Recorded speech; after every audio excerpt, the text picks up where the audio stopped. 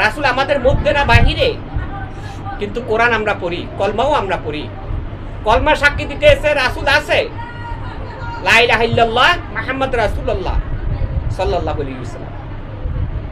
কোরআনে সাক্ষী দিতে আছে আপনাকে মানুষের মঙ্গল ও শান্তির জন্য রাসূল রূপে প্রেরণ করেছি।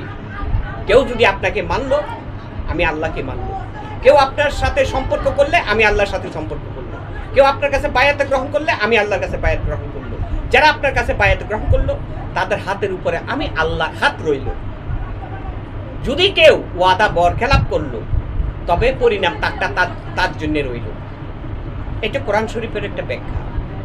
তো কোরআন শরীফে বলে নাই, এখানে বলে নাই তো যে রাসূলের জামানাতে যারা রাসূলের কাছে বায়াত হয়েছে তাদের জন্য শুধু রাসূল রয়েছে।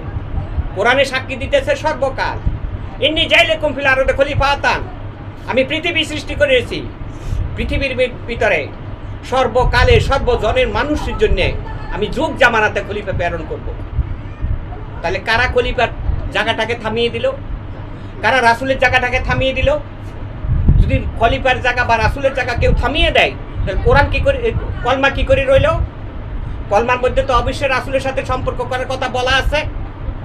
যদি রাসূলের সাথে সম্পর্ক হয় তাহলে আমি আল্লাহর সাথে সম্পর্ক হবে, রাসূলের সাথে সম্পর্ক না হইলে আমার সাথে সম্পর্ক হবে। যদি সম্পর্ক তুমি দুনিয়াতে থাকে আমি আল্লাহর সাথে সম্পর্ক নাই করতে আল্লাহ, তাহলে তোমার ইবাদতটা কার মাধ্যম দিয়ে আমি আল্লাহর কাছে পৌঁছাবো? বন্ধুর কথা কি বলা হয়েছে না? তো বন্ধুর কথা বলা হয়েছে না, তারে বাদ দিয়ে সরাসরি ইবাদত করব, এটা আবার কোন হাদিস? এই হাদিসটা হলো এই জিদি হাদিস।